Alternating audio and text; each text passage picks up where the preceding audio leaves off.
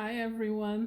Welcome back to the Fat Lady Knits. I see a couple of you are new. Glad you're here. Glad you have some time to spend with me and hope you're having something awesome to drink or eat or both while we do this. I have just spent part of my day with Blue. She's right here. Unfortunately, none of us can figure out how to have both she and I in the same picture frame or in the same frame. I don't know how we did it last time. For some reason, this time it's not working. But I'm not going to worry about that. I'm tired, but I accomplished a few things today. And let's see what's on my table. Remember in the past I told you I had enough lycra to make socks for the Galaxy? Here is the roll of lycra that I use. Okay?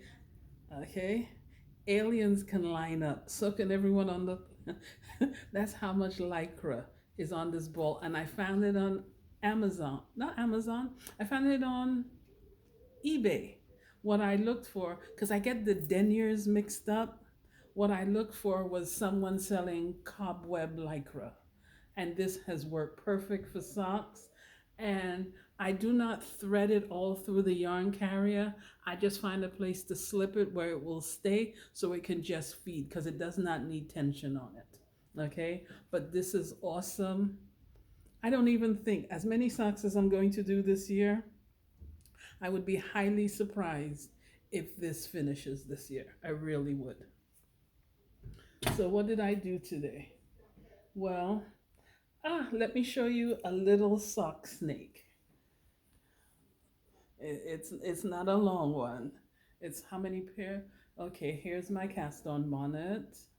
And this one only has one. I have to make a second one. But with my cast on bonnets, when I'm done, I put a loop at the bottom. That way, when I put it on the machine, I can just hang my weight. I know some people prefer to use the, what's that thing on keychains? That jump ring, or is it a split ring? Whichever one it is. And those people have talent, good eyesight, and patience because they feed it through the stitches, and then you can just hang your weight on it when you first start the sock. So after my cast on bonnet, I have this one, yarn from socks. Listen to me, yarn from socks. Socks from yarn that I dyed. There is its second one. And as you can see, all I did is when I end the toe for this one, before I take it off to Kitchener, I just put a couple rows of waste yarn. And I find the more rows of waste yarn you put, the better, because while you're Kitchenering, or maybe it's because of me and all these bracelets, sometimes the roll starts to unravel and you find yourself pursuing a stitch, having to pick up a stitch and manually knit it. Who wants to be bothered? If you put a good dozen rows between the end of your toe and the beginning of your next sock, you don't have that problem. I do know some people, they're good. They put fishing twine, what's that? What do you call it? It's fishing line. They put fishing line between the end of the waste yarn and the beginning of the next socks, or they use nylon thread so that when they're done they just pull it and it magically comes apart. I also see people take scissors and clip it in strategic places. I don't i don't do that. What I do is I leave an end because that last stitch is usually very big compared to the others. I'm not sure if you can see that. And I just sit there with my pick tool and I pull out each stitch one at a time because I know I'm going to reuse my waste yarn over and over till it's dead, till it falls apart. Okay? And I find doing that relaxing. Someone as impatient as me finds taking out each stitch one at a time relaxing. Now that's amazing. Okay? And then, let's see. I did one pair of socks. See, she's still attached to Blue. Okay. I am always reluctant to cut thread, Before I cut a thread, I made absolutely certain I'm not about to do something. And even last night when I was working on one of these pairs of socks, I ran out of yarn. So what did I have to do? I got the second, um, because it wasn't on a skein anymore. I had wound it on my hand winding machine. Anyway, I was sitting there matching colors to make sure I started at the same spot so I could have socks that look just about the same. And how do you think I did? Look at this one, and then look at this one. Okay, so taking that little extra minute, it's not perfect, but it's enough to fool the eye. So what what will not happen to me is what someone who posted on Facebook said they made socks for people and it was stripy and they didn't think anything about it and didn't match them up. So when they gave the socks out, everyone was like, but these don't match. Since I know I have folk like that, I took the time to match. Okay? And this is a short snake. This can be an infinitum. You could have 100 pairs of socks. Sorry about snocks. No, you could have 100, 1,000 pairs of socks. You just keep going.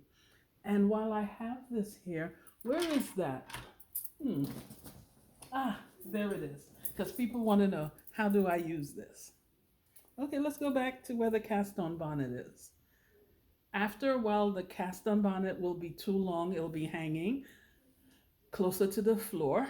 So you take this, you put it in the sock like this, and you twist it.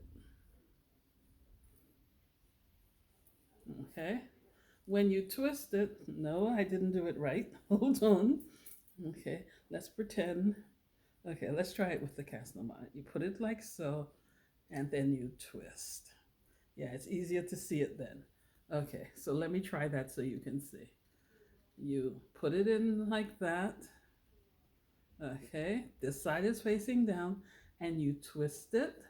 So you make it go through the tines, and then this is there. And then you take your weight and you hang it, and it holds securely.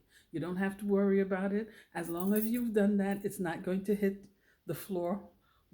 Better yet, it's not going to hit your toe. So let me do it on the sock. Okay, let's say you finish the heel. You stick it in there, and then you twist the fork. Well, I'm calling it a fork, a thine, whatever it is. And you see, that holds real. It's a very secure hold. Okay? So God bless Fred Hawk wherever he is. This is awesome. Okay, so that's my snake. Ah, that's the oven going off. Dinner is going to be awesome today. Okay, so I'm doing those. Yeah, I took these off the snake because I wanted something to do when I travel. So I'll have socks that I can finish Kitchenering. And it's amazing to me. I keep finding yarn that I dyed that I don't remember dyeing, I don't remember having, or I thought I had used them. This is turning out to be fabulous. These are fabulous finds as I reorganize my making room because my socks are now in demand. And I think I might even make some socks because there are people who always, oh, you don't sell your socks. This is an opportunity.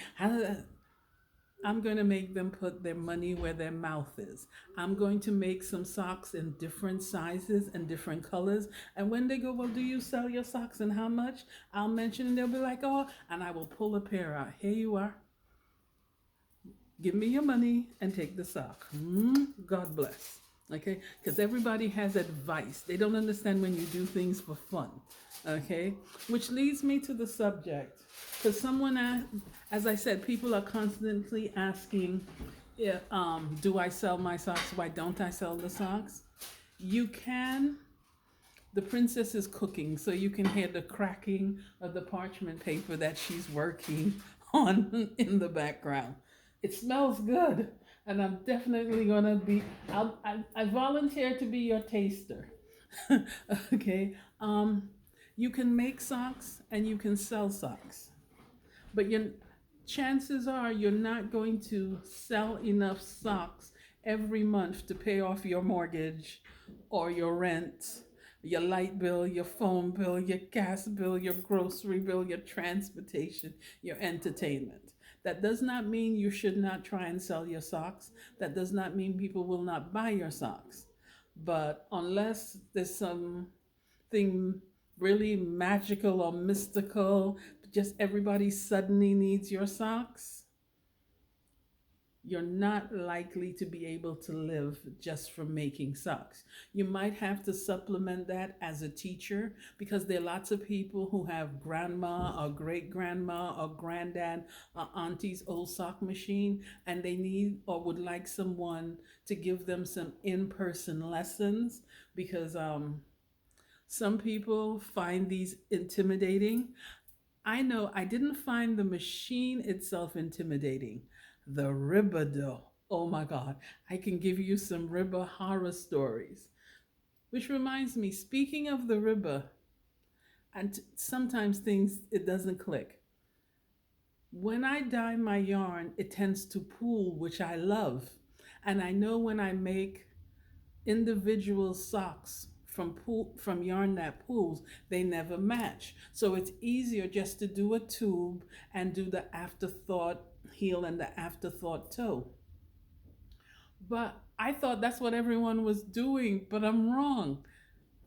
The Ribba can be a challenge because, as I said, it's been 5 or 6 years since I had mine, and it's only now that it seems to have gotten to the place where it just wants to rib perfectly, for which I am grateful. Thank you, Blue. Okay, but people have been doing the tubes and then separating and doing the afterthought heels and toes because they've had issues with the Ribba. And all I can say for that is practice, practice, patience, try again. If it doesn't work, try again, take a break. Okay? If you need to have an adult beverage and go do something else. For some reason, at some point, it seems to click. But as I said, the Ribba can be a real challenge. Okay? And there's no shame in pulling out your double pointed needles or your circular needles and doing the cuff by hand. You're the maker. It's up to you what you do with what you are doing. Okay, so if you until you get comfortable with the Ribba, you prefer it, or you have some special cuff that the Ribba can't do, or it would be too tedious or too challenging because we know Ribbas like to drop stitches, then do it by hand. There's no shame in that. Do what works for you. Okay, that's the number one rule of the game. As long as you're not doing something to break the machine, do what you like because it's really hard to destroy these, especially this machine. There's so much iron here. Watch someone come and tell me, no, it's aluminum. But this, the AccuKnitter by Dave Lord, is heavy. Okay? And one of the things I found about it, it doesn't have one screw at the bottom like most circular sock machines. It actually has two. Okay? And before I start to work and when I'm done, I double check them because while you're working, things are shifting, things are shaking. It can loosen, so I double check and make sure it's on there securely because I don't want anything falling on my toe. Because I know I will be an absolute baby. By the time they get me to the hospital and discover it's only a broken toe, I will have carried on as though someone took a machine gun to my foot. Okay? But this can be so much fun. I'm really beginning to enjoy this. Sock Island is a more interesting place than I thought it would be. And hopefully, I will have time to do some other things. Oh, that reminds me, I was going to. Oh, you know what? This is going over long. I don't like long videos. So we'll talk next time about this. Okay? You have a wonderful day or night or evening, depending on where you are. Thank you for stopping by. And if you liked the video, hit the like button. Thanks. Bye.